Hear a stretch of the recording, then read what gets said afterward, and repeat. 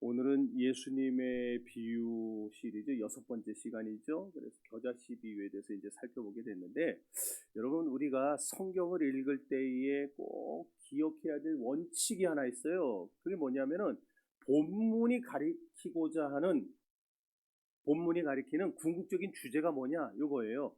이걸 놓치지 않아야 됩니다. 그걸 놓쳐버리면은 이 본문 가지고 이 말했다 저 말했다 왔다 갔다 막 헷갈리는 거예요. 그래서 본문이 뭘 말하고자 하느냐, 그걸 붙잡아야 되는데, 오늘 본문의 주제는 뭐냐면은 하나님 나라입니다. 하나님 나라. 유식하게 영어로 하면 또 킹덤 오브 갓, 하나님 나라. 그러니까 세상 나라와 하나님 나라에 대해서 지금 비교를 해주고 있는 건데, 세상 나라는요, 화려한 외양과 거대한 규모와 압도적인 힘으로 자신을 증명하라 듭니다. 지금 뭐 미국이 이란을 갖다 뭐 90% 이상 뭐 그냥 다 박살을 냈다고 뭐 그러는데, 어마어마하게 쏟아붓잖아요. 그냥 막 폭탄을 갖다가 돈 많으니까 별짓을 다. 세상 나라는 그렇게 자기들의 힘, 능력, 뭐 이렇게 무기 이딴 거 가지고 과시하려 들어요. 근데 하나님 나라는 그게 아니죠. 지금 여기 지금 하나님 나라를 겨자씨에 비유하면서 꼭 우리의 마음속에 아니 참 하나님 나라는 이게 뭐냐 이런 마음이 들도록 만들고 있어요. 그러니까 하나님 나라는 눈에 보이지도 않을 만큼 미미한 씨앗 하나에서 지금 시작이 됩니다. 그런데도 오늘날 많은 그리스도인들이요, 이런 하나님 나라의 신비로운 원리를 망각한 채 그렇게 살아가는 거예요. 그래서 눈에 보이는 게 작으면 일단 무시해요. 숫자가 적으면 낙심합니다. 여러분들은 안 그러세요? 몇 년 동안 고생 많이 했는데 별로 성장도 안 하고 크지도 않고 막 그러면은 막, 반면에 좀 큰데 보면 오 이래서 막 기도 못 피고. 근데 여러분 우리가 그리스도인들은요, 세상 사람들하고 달라야 되죠. 껍데기만 숭상하는 세속적인 가치관에 매몰되어서 살아가서는 안 됩니다. 하나님 나라는요, 땅에서 솟아나는 인간의 산물이 아니에요. 하늘로부터 내려오는 초자연적인 생명의 역사입니다. 하나님 나라는. 다시 한번 강조하지만, 그러다 보니까 하나님 나라는 말씀과 함께 임하시는 거예요. 말씀과 함께. 그러므로 하나님 나라는 아래가 아닌 위에서부터 임합니다. 그리고 역시 말씀의 전파로 하나님 나라는 점점 확장되어 가는 거예요. 그래서 하나님 나라를 말씀과 따로 떼어서는 우리가 전혀 이해할 수가 없어요. 이 시간에 우리 안에 숨겨진 이 말씀의 작은 씨앗이 장차 온 세상을 뒤덮는 거목으로 자라날 것을 확신하는 그런 위대한 소망의 밤이 될 수 있기를 간절히 소망합니다. 그럼 오늘 본문이 우리에게 가르쳐주는 하나님 나라의 비밀이 뭐냐? 첫째로 하나님 나라의 이 외적인 겉으로 보이는 것은 미미해요. 보잘것없어요. 그런데 장차 우리에게 다가올 내적인 영광을, 그거를 감히 비교도 할 수 없고 가릴 수도 없다. 이 얘기예요. 31절 읽어봅시다.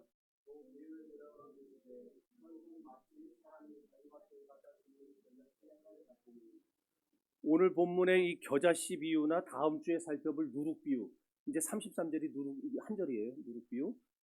이 두 개에는 공통점이 있어요. 뭐냐면 하나님 나라의 속성에 대해서 동일한 내용을 보여주고 있는 겁니다. 가장 작은 것과 가장 큰 것. 다시 말해서 하나님의 나라는 가장 작지만, 세상 나라는 큰 것을 요구하는데 하나님 나라는 작거든요.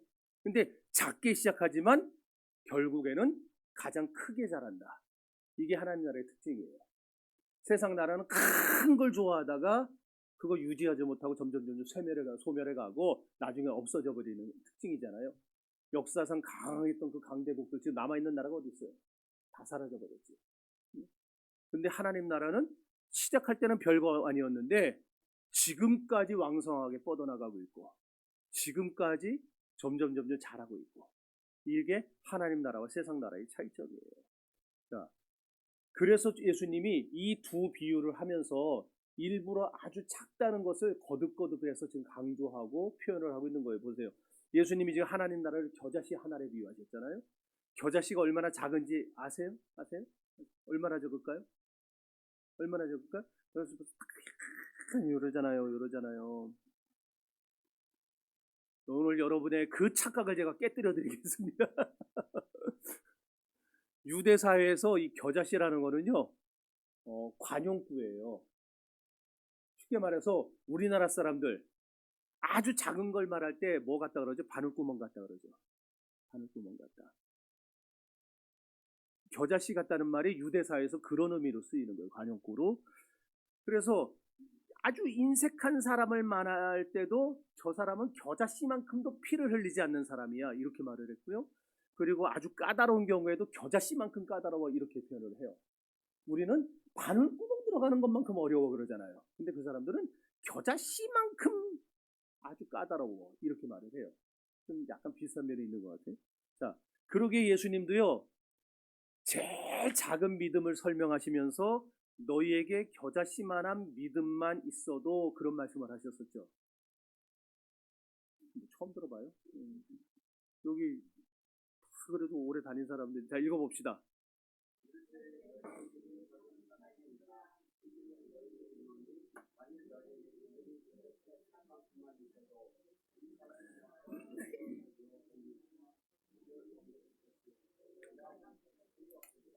아멘. 자, 제가 지금 볼펜으로 점을 하나 찍었어요. 보이세요? 눈 되게 좋으시네. 지금까지 성지순례를 다녀오신 목사님들이나 많은 이제 뭐 은퇴하신 목사님들이 겨자씨라고 소개한 게 어떤 크기였는데, 아까 우리 권사님. 지금까지 겨자씨를 이렇게, 이거 저기 보여요? 점점점점점 돼 있는 거? 저게 겨자씨라고 소개를 하셨어요. 그래서 지금 한국 교회가 다 저거를 겨자씨로 알고 있었어요. 네? 맞아요? 그렇죠. 그렇게 들어봤죠. 근데 저게 겨자씨하고 꽃이 비슷한 거 지금, 왜 저게 파란색으로 해서, 원래 이게 제 머리 지금 보이는 저 부분, 저기 노란색이거든요. 저게 우리나라의 유채꽃 비슷해요. 겨자씨 꽃은. 그래서 사실 우리가 지금까지 알고 있는 거는 수만 번만 불어도 어디로 날아갔는지 찾을 수 없는 정도의 크기, 아주 작은 저만한 거, 이런 게 겨자씨다라고 설교들을 해오셨어요. 그만큼 초라한 존재가 겨자씨라는 걸 강조하기 위해서. 근데 사실 이 씨는 뭐냐면은 200년 전에, 예수님은 몇 년 전 분이세요? 몇 년 전에 계셨어요? 2000년. 근데 저거는 200년 전에 영국 사람들이 아메리카 대륙에서 갖고 온 야생담배 씨앗이에요. 야생담배. 지금도요, 팔레스타인이 이제 우리 가을에 성지순례 가는 분들이 있을 텐데, 공항에 내리면은요, 거기 있는 애들이 저거 이렇게 비닐에다 이렇게 해가지고 겨자씨라고 와서 팔아요, 이제. 네. 근데 가면은 속지 말아야 돼요. 저 겨자씨 아니에요. 야생담배 씨예요. 그럼 진짜 겨자씨가 뭐냐? 이거예요. 크죠? 좀 크죠? 어, 뭐 커봐야 요만해요. 근데 아까 거에 비하면 어마어마하게 큰 거죠. 네. 근데 우리 과거 목사님들이 다 가서 거기서 속아갖고 그걸 사와갖고 이게 겨자씨라고 하는 바람에 다 겨자씨가 돼버립니다. 자, 그래서 이 겨자씨를 심으면 저게 얼마만큼 자랄까요? 네? 그건 얼마만큼? 커다란 느티나무만큼. 이야, 맞아. 다 우린 그렇게 알고 있어요. 지금 이만큼 자랄 거라 그래요. 저게 겨자씨 나무라고 소개해왔어요. 지금까지. 되게 크죠, 나무가. 저 겨자씨 나무 아니에요. 생김새는 똑같은데 거의 비슷한데 겨자씨 나무가 아니고, 예수님의 말씀에도 나무가 되어서 새들이 깃든다 하니까 그냥 당연히 저게 겨자씨 나무겠지. 이제 우리나라엔 저게 없으니까 그렇게 알았단 말이에요. 근데 아까 겨자씨가 유채꽃하고 비슷하다 그랬죠? 아씨, 왜 다 제대로 안 나올까, 색깔이. 저게 파란색이다 노란색이에요. 봄철에 제주도 가면 노란색 유채밭이 그냥 쫙 펼쳐지는 그런 거 생각하시면 돼요. 근데 지금 크기가 얼마네요? 네, 커봐야 이 정도의 지금 저게 저런 게, 그런 게. 근데 왜 이걸 나무라 그랬을까요?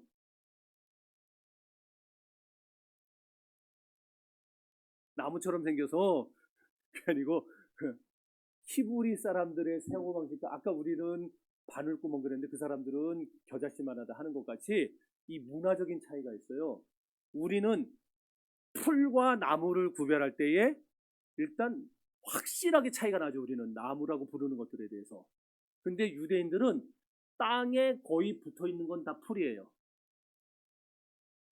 땅에 요만큼 거의 다 붙어 있는 그런 것들은 다 풀이라고 쳐요. 그러니까 뭐 배추든 뭐든 이런 것들 다 풀이에요. 그런데 땅에서 조금 자라서 떨어지면은 다 나무예요. 다 나무라 그래요. 그래서 저것도 나무예요. 유대인들은 나무라 불러요. 그런데 물론 저게 더 크면은 좀 커요. 어느 정도까지 크냐면은 이렇게 커요. 3m 정도. 근데 아까 그 나무하고 비슷하게 생겼는데 크기는 확실히 틀리죠. 조개 겨자씨 나무예요. 조개.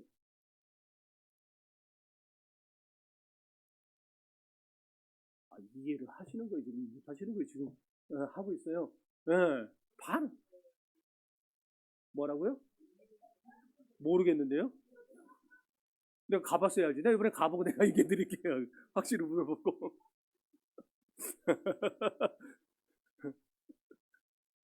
저기 서 있는 분들한테 좀 메일을 보내서 알아볼까? 이게 저 정도예요. 음. 그리고 보통 이제 자라기 시작하는 거는 저 아까 보여드렸던 그런 정도 풀 정도 되는 크기들. 근데 사실 이거 보고 큰 나무라 그러기엔 좀 애매하죠. 크기가.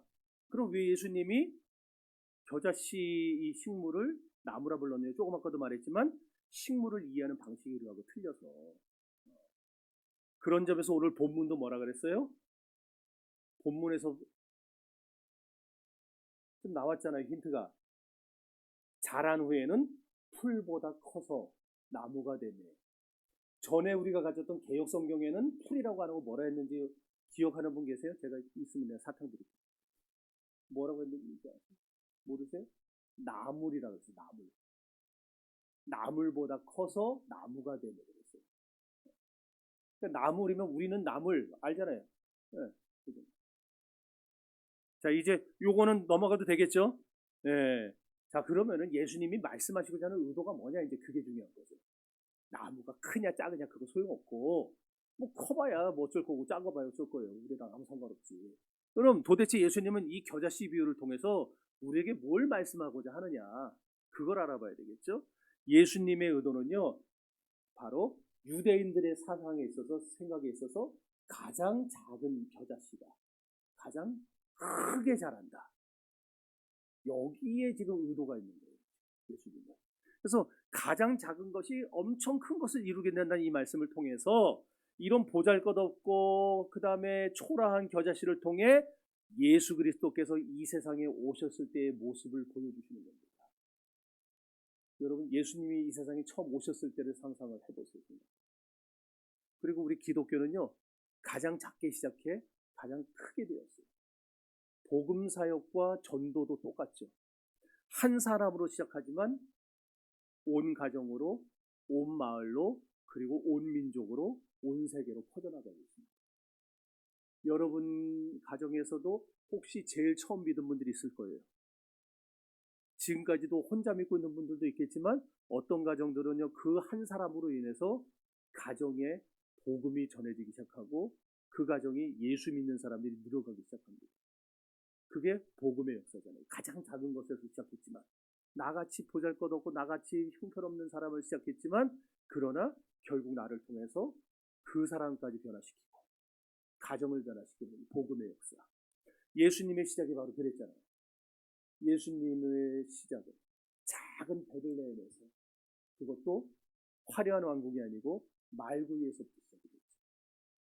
하나님의 아들이라면은 아니 적어도 마땅히 당시에 최강대국이었던 로마 황제의 아들 정도로는 오셨어야 좀 격이 그나마 맞을 것 같은데 이게 뭔 일이에요? 예수님은요 갈릴리 촌동네 나사렛 출신의 목수 아들로 오시죠. 그것도 그럴듯한 방에서 태어나신 게 아니고 방도 없어갖고 마구간에 있는 구유 위에서 구정물이 있는 구유 위에서 태어나신 겁니다. 그야말로 존재감 없는 겨자씨와 같은 모습으로 이 세상에 오신 분이 예수님이에요. 그리고 죽으실 때도 골고다에서 죽으셨어요. 사람들이 좋아하지 않는, 사람들이 싫어하고 도리어 하나님께 저주받았다고 생각하는 십자가에 달리셔서 죽으세요. 그렇게 겨자씨 같은 삶을 살아가셨어요, 예수님. 그런데 그 보잘것없어 보였던 예수님의 죽음이, 그 복음이 로마를 점령하더니 지금은 온 세상에 퍼져서 끝을 향해 달려가고 있지 않습니까? 이 모두가 다 겨자씨의 역사를 지금 보여주고 있어요. 사실 생각해보면 예수님의 제자들도 한번 보세요. 제자들 중에 12명이 있는데 이 12명이 제대로 된 사람들이 없어요. 다 신없잖아요. 다 신통치 않아요. 그 사람들 중에 가룟 유다 같은 배신자, 더러운 배신자도 있었고, 성질이 하도 급하고 매사의 일을 그르치는 베드로 같은 사람도 있었고, 감투 쓰기만 좋아하던 요한과 야고보 같은 사람도 있었고, 맨날 의심만 하고 살던 그 도마 같은 인간도 있었고, 제대로 된 사람이 없어요. 예수님의 제자들이라고는. 근데 인간적으로 보면 그렇게 하나같이 시덥지 않은 사람 12를 모아놨는데, 그런 모습을 가리켜서 바울 사도가 뭐라 그랬냐니까 고린도서 1장 17절에서 이렇게 표현합니다.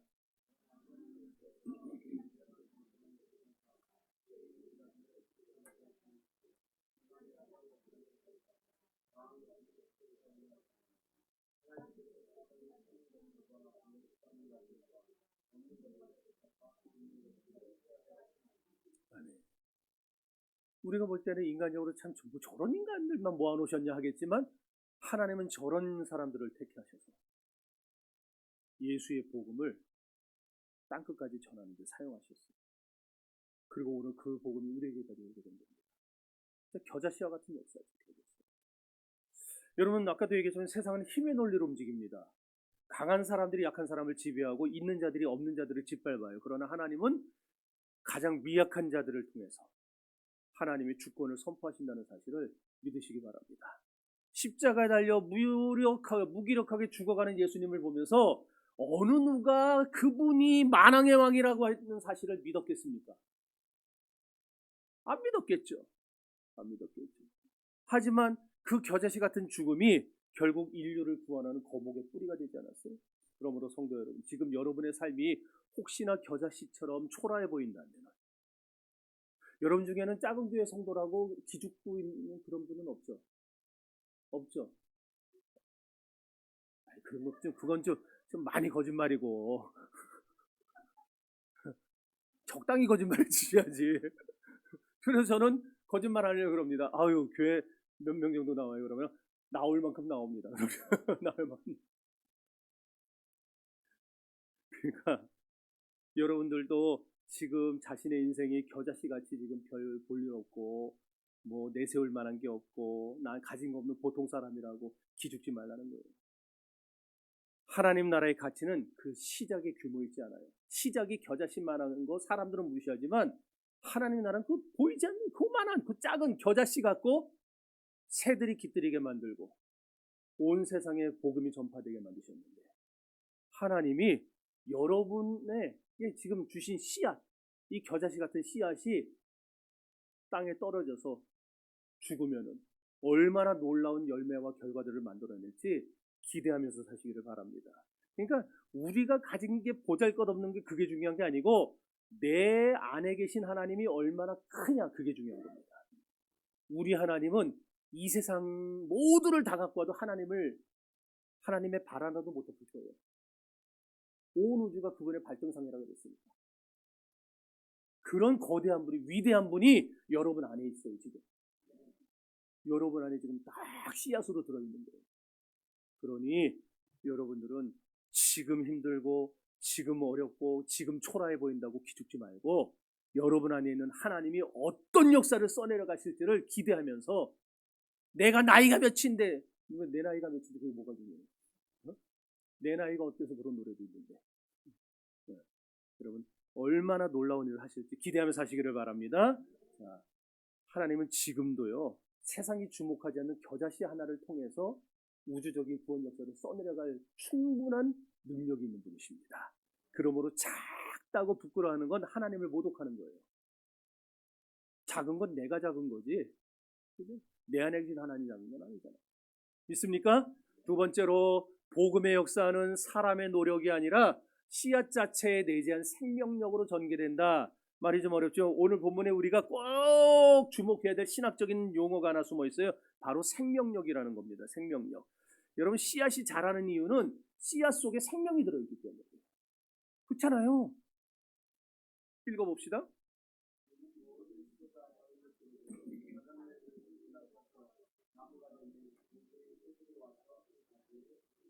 아멘. 그래요. 생명 안에는 무궁무진한 신비가 있고 능력이 들어있어요. 그래서 겨자씨가 아무리 작다 하더라도 거기에 생명력이 있기 때문에 싹이 나고 나무를 만들게 되는 거예요. 이처럼 작은 겨자씨라도 그 안에 생명이 있는 한 자라게 되었듯이 하나님의 말씀 안에도 생명력이 들어있습니다.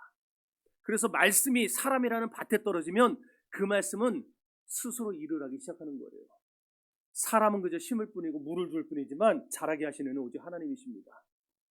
그 생명력 때문에 베들레헴에서 시작된 미미한 복음이 너무 작게 출발한 것 같았지만 예루살렘을 정복했고 로마를 정복했고 지금 온 세계를 정복한 겁니다.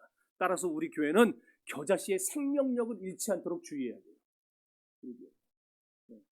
비록 아직은 좀 작고 미미한 교회라 할지라도요, 우리 안에 생명력이 가득하면, 우리 안에 은혜가 임하면 우린 부흥합니다.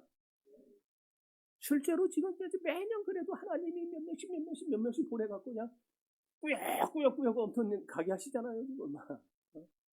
제가 만나는 모든 교회, 거의 지금 90% 이상들이요, 대형교회 빼놓고 목사님들이 다 지금 매년 교인들이 줄어든대요, 매년.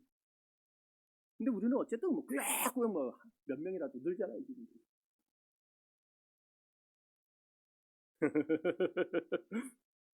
그러니까 중요한 건 우리 안에 생명력이 있으면 되는 거예요. 생명력이. 내 안에 생명력이 떨어지면은 나도 죽고 우리 교회도 죽습니다. 그러나 목사 안에도 여러분들 안에도 생명력이 왕성하면 생명이 있는 한 자라게 되어 있는 거예요. 요즘 사람들 전도 안 된다고 하잖아요. 그래서 전도해 보면은요, 한국 교회 안에 전도를 가로막는 요소들이 너무 많다고들 합니다. 그래서 사람들이 예수를 안 믿으려고 하는데요. 뭐 맞는 말이죠. 물론 그런 사람들도 있을 겁니다. 아니 뭐 정강훈 씨 같은 사람들 때문에 그 다음에 그 윤석열한테 가서 축복기도 좀 안수해주는 그런 저기 수원에 있는 그런 분들 때문에 그러겠지만은, 그러나 제가 볼 땐 그거는요, 천만의 말씀 만만의 콩떡이에요. 우리 안에, 다시 얘기합니다, 한국교회에 아무리 복음을 가로막는 요소들이 아주 안 좋은 그런 환경들이 많아도 우리 더함교회 안에 생명력만 있으면, 이 생명력을 맛보고 싶은 사람들은 꾸역꾸역 오게 돼 있어요. 그러잖아요. 소문을 듣든 어떻게 지나가다 보든 우리 교회 안에 딱 들어왔는데 우리 교회 안에 생명력이 있다는 게 느껴지고 딱 전염이 되면은요, 가라 그래도 안 갑니다. 여기 딱 붙어갖고 자기들도 그걸 누리려고 그러지. 그래서 저도 여러분도 이 생명력을 놓치지 말아야 되는 거예요. 믿습니까? 예, 은혜만 받아보세요. 은혜만. 하나님의 소명으로 가득해 보세요. 되나 안 되나. 하나님은 미미한 우리의 시작을 통해서 우리 교회를 분명히 든든히 세워나가실 겁니다. 지금은 우리 교회가 비록 겨자씨 같은 교회일지라도 하나님께서 이 미미한 교회를 축복하시면 한국 교회를 이끄는 영적 기함교회가 되게 하실 겁니다. 개혁주의 신앙으로 무장된 인재를 양성하는 성경적 교회, 나라와 민족을 이끌어가는 성경적 교회가 되게 하실 겁니다. 그리고 세계 선교를 마무리 짓는 선교적 교회가 되게 하실 겁니다. 여러분 다 아멘 했으니까 다 이제 나랑 공범이다. 그래서 금천구 하면 나는 꿈이 있어요. 지금 우리 교회 가서 어느 교회세요 그러면은 더함교회입니다는 잘 모르더라고. 근데 저는 꿈이 있어요. 나중에 좀 세월이 지나서라도 더함교회 가면은, 우리 금천구 하면은 더함교회가 랜드마크가 되는, 그런 게. 그래서 요 앞 정류장 이름도 독산동 성당이 아니고 더함교회 앞으로 바뀌는 날이 오기를. 왜 아멘 안 해요? 나는요, 이런 그런 표지나 이런 거에 성당, 절간 이런 이름들에서 막 속에서 불이 나가지고 다 때려 부수고 싶은데 그러면 또 잡혀갈 것 같아갖고.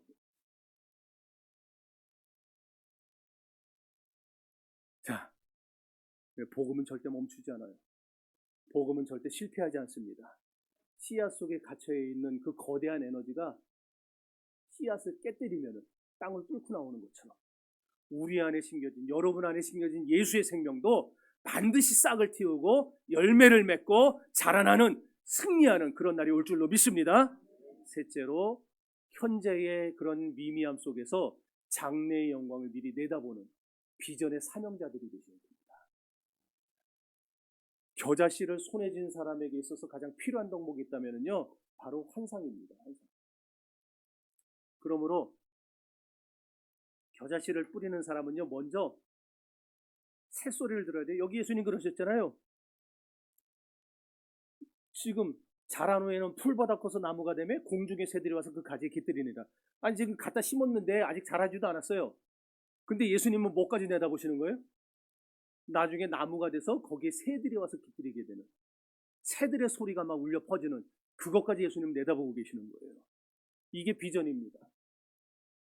지금 우리 눈앞에 있는 거는요, 작은 씨앗이지만 우리 영혼의 귀는 그 씨앗 안에 숨겨져 있는 장차 그 나무의 깃들, 새소리, 새들의 노랫소리를 들을 줄 아는 영적인 귀가 열려야 됩니다. 여러분, 심어놓으면 싹이 날 것이고, 싹이 나면 자랄 것이고, 자라면 새들이 올 것이고, 예수님이 거기까지 내다보신 것 같이 우리들도 우리의 겨자씨가 장차 크게 될 환상을 미리 바라보면서 그 나무의 깃들, 새들의 소리를 들을 줄 아는 성도들이 되시길 바랍니다. 우리 교회도 하나님이 큰 역사를 이루어줄 걸 미리 내다보시고, 여러분의 가정에도, 여러분의 자녀들에게도, 지금은 미약하나 여러분의 사업장에도, 직장에도 하나님이 축복하셔서 그것이 크게 자라고 거기에 새들이 와서 깃들 날이 올 것을 믿으시기를 바랍니다. 이런 창대한 영광을 바라보는 비전의 사람들이 되시기를 바라요. 얼마나 멋진 일이에요. 얼마나 멋진 일. 지금 농부는요, 씨를 뿌리고 있어요. 싹은커녕 뿌리도 못 내린 상황입니다. 그러나 농부는 그 땅을 바라보며 벌써 무성한 가지가 뻗어있는 나무를 꿈꾸고 그 나무 사이에 날아서 지저귀는 새들의 소리를 듣고 창대한 장래의 영광을 내다봐. 이 놀라운 모습 얼마나 멋집니까? 성경은 이것을 가리켜서 이렇게 표현했습니다. 이것이 믿음이다.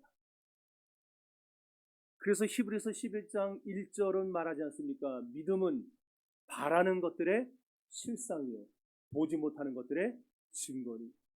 농부는 씨를 뿌려오면서 못 봐요. 지금 못 봤어요. 뭐 싹이 났어요, 보지. 그런데 믿음의 눈으로, 비전으로 보니까 이게 싹이 나고 자라고 나무가 되고 새들이 날아와서 지저귀게 되는 그 미래가 눈앞에 쫙 펼쳐지게 되는 거예요. 그래서 비전이 있는 사람은 믿음이 있는 사람이 되는 겁니다.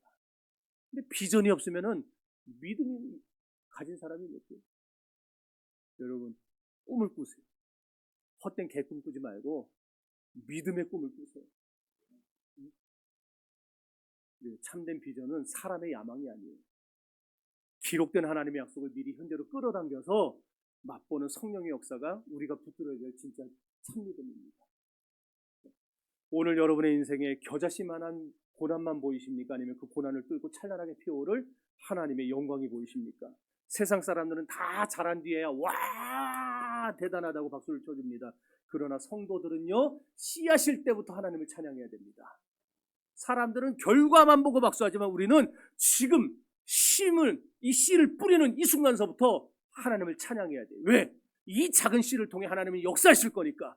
내가 뿌리는 작은 씨를 통해 저 영혼을 구원하실 거니까. 내가 뿌리는 작은 씨를 통해 하나님 우리 회사를 살려내실 거니까. 내가 뿌리는 작은 씨를 통해 우리 자녀들을 지금은 말도 취지리도 안 듣고 자꾸 속만 썩이지만 하나님 변화시켜 놓으실 거니까. 제가 그래서 변화된 거 아니에요. 날마다 어머니 속만 썩었는데 우리 어머니가 포기하지 않고 날마다 새벽마다 밤마다 그냥 교회 가서 엎드리고 눈물로 기도하는 바람에 변화된 거예요. 하나님이 자라게 하실 것을 믿으십시오. 지금 눈물로 씨를 뿌리고 있지만 반드시 결실할 날이 올 것을 확신하시기 바랍니다. 그러므로 사랑하는 성도들, 여러분 지금 새소리를 들으셔야 됩니다. 지금 사업이 많이 힘들다 그러더라고요. 사람들이 돌아다니 보면은 막 그냥 빈 공실이 많아요. 직장 다니는 분들도 힘들다 그래요. 직장 다니는 분들도 모두 힘들어요. 맞아요. 모두 힘들어요. 그렇다고 힘들다고 한숨 쉬기 전에 그 사업과 직장을 통해서 영혼을 먹이실 새소리를 먼저 들으셔야 됩니다. 여러분이 거기서 포기하지 않고 심으면, 눈물로 심으면 하나님은 반드시 거기서 싹이 나게 하고 나무가 자라게 하실 것입니다. 새소리를 듣지 못하는 사람은요, 오늘 울면서 겨자씨를 뿌릴 수 없어요. 왜? 어째서? 내일의 비전이 없는 사람은요, 현재 오늘의 고난을 견뎌낼 수가 없기 때문에 그래요. 고난을 견디는 사람은 누구냐? 비전이 있는 사람이에요. 소망이 있는 사람이에요. 소망이 없는 사람들 보세요. 다 한강가지. 다 아파트 옥상에 가지. 소망이 없으니까. 그러나 소망이 있는 사람은요, 견뎌냅니다. 이겨냅니다. 오늘 힘들, 내일은 하나님이 역사하시겠지. 또 오늘 힘들지만 내일 하나님 역사하시겠지. 그렇게 하루하루를 이기다 보면은요, 결국 이게 씨앗이 터질 날이 온다니까요. 믿습니까? 하나님께서 오늘 이 밤에 여러분의 영적인 청력과 영적인 시력을 회복시켜 주시길 원합니다. 예, 안경들은 쓰고 있지만은 영적인 시력은 이거하고 상관없잖아요. 그래서 절망의 소리가 아니라 영적인 청력이 회복돼서 소망의 노래를 들을 수 있는 저 여러분 될 수 있기를 바랍니다. 실패의 비명이 지금 막 들려오고 있는데 그런 소리를 듣지 마시고 승리 함성을 미리 들을 수 있는 여러분 되시기를 바랍니다. 네 번째로 진정한 하나님 나라의 실체는 누구냐? 예수님이에요. 예수님. 그리고 예수님만이 우리의 영원한 안식처가 되십니다. 자, 그렇다면은 도대체 이 작은 겨자씨가 자라서 크게 된 나무는 뭘 의미하고 그 나무에 깃들이는 새들이란 누구를 말하는 거냐? 아까 설교 초반에도 얘기했고 지금 네 번째도 대지로 말씀드려서 여러분 다 눈치채버렸지만은 어쨌든 이 나무는 우리를 위해서 십자가에서 겨자씨처럼 으깨어지신, 아까 겨자씨 보여드렸죠? 그게 으깨져요. 깨져야지 거기서 생명이 나오죠. 그렇게 으깨어지신 하나님의 외아들 예수 그리스도를 상징합니다. 자, 에스겔서 17장에 이런 말씀이 나옵니다. 한번 읽어봅시다.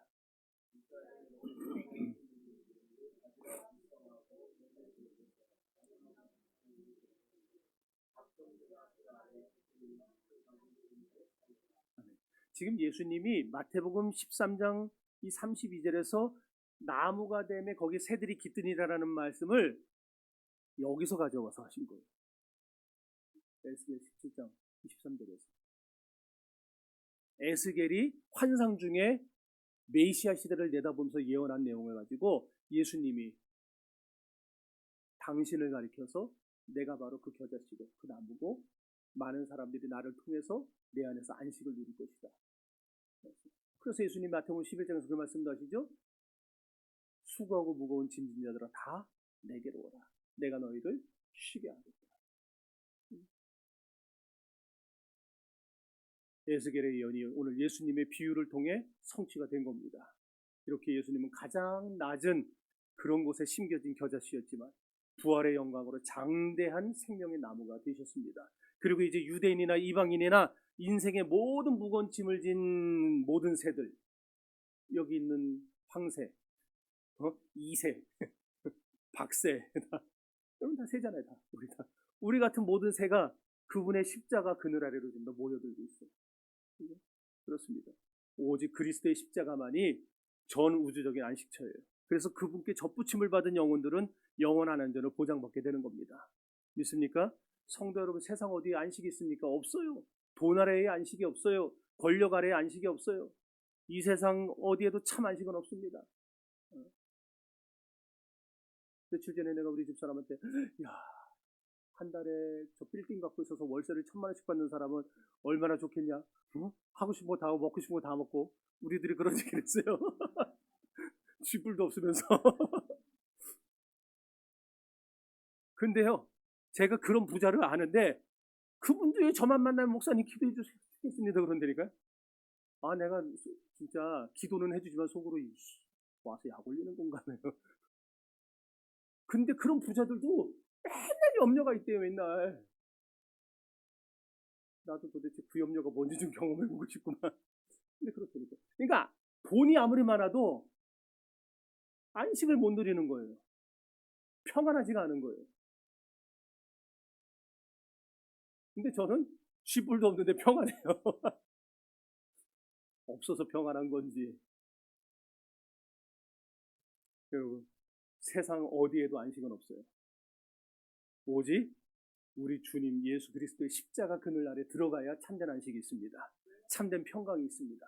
겨자 씨비유의 핵심이 바로 그거예요. 예수를 만나야 됩니다. 예수께로 나와야 됩니다. 예수 안에 들어온 사람들을 많이 평안을 누릴 수 있고 안식을 누릴 수 있습니다.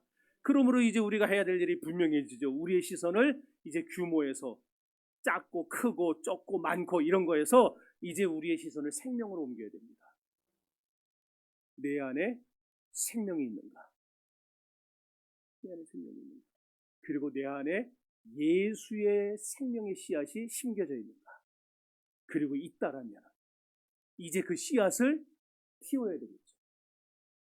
그냥 씨앗 그대로 있으면 한 알 그대로 있고 이 씨앗이 죽으면 많은 열매를 맺느냐라고 그랬어요. 이 씨앗을 틔워야 될 거 아니에요. 내가 죽어야 됩니다. 우리의 삶이 이 겨자씨의 비밀을 깨달아서 현재의 고난을 이기고 수많은 지친 영혼들이 찾아와 쉴 수 있는 그런 거목들이 돼요. 궁극적으로는 이 세상 사람들을 우리가 그리스도 앞으로 인도해 주어야 합니다. 교회의 부흥과 하나님 나라의 번영을 믿음으로 보고 들으면서 전도하라는 말입니다. 이것이 바로 겨자씨 비유를 통해 주님이 우리에게 가르쳐 주시는 교훈입니다. 앞으로 우리 더함교회 성도들이 복음의 생명력 위에서 하나님 나라의 꿈을 꾸며 교회 부흥에 대한 더 큰 꿈을 꾸게 되기를 주님의 이름으로 축원합니다.